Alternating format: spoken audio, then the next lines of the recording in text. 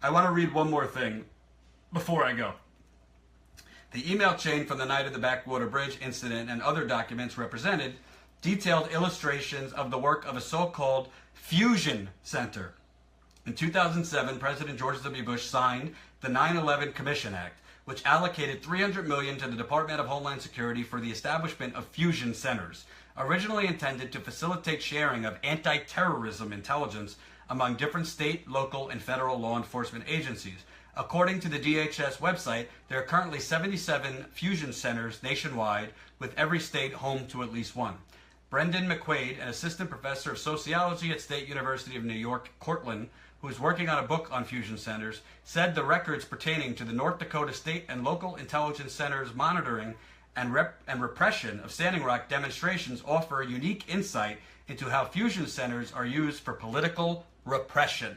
Quote, "We've seen many hints of this monitoring of the online presence of Black Lives Matter and Occupy protests, but never such explicit evidence of it as in the documents you've collected," he told The Intercept.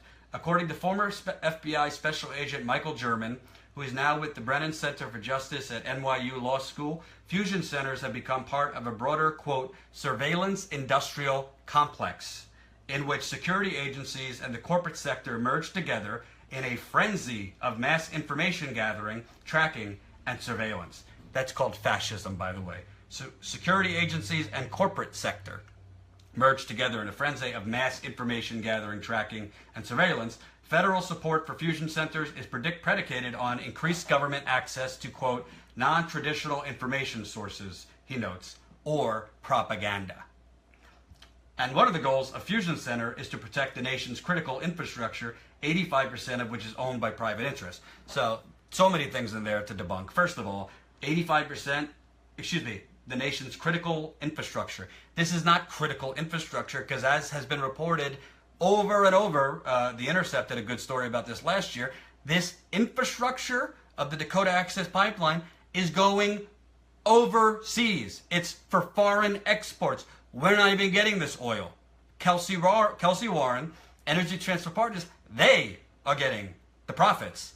But China and Europe are going to get the oil. Is this not clear? Do we not understand this? Even the trolls. I mean, the company filed it as an export project. So that's all you need to know. It's not for domestic energy independence. Secondly, so basically these fusion centers are to combat terrorism. So Black Lives Matter is now terrorism? No DAPL is terrorism? Yeah, we should be concerned about what just happened in London and what happened in Manchester and what's been happening in Europe and staying vigilant here. But why is it that those are considered terrorism, but terrorism being perpetrated on American citizens by the American oligarchy is not considered terrorism? Can you explain that to me? Because I know terrorism isn't only about mass casualties, it's about instilling terror, fear, paranoia. Well, I don't think there's many people that were in Standing Rock longer than a week or two that don't feel some terror or didn't at one time. That's what terrorism is. So these fusion centers targeting African American activists or indigenous activists or environmental activists or whomever. We are not terrorists. Journalism is not terrorist. Activism is not terrorism. And if we allow it to evolve into that, then we don't live in a democracy, which I've already said we don't.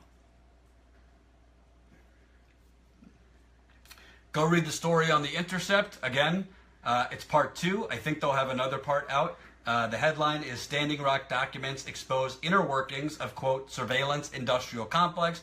It's a long story. It's got hundreds of documents you could read through.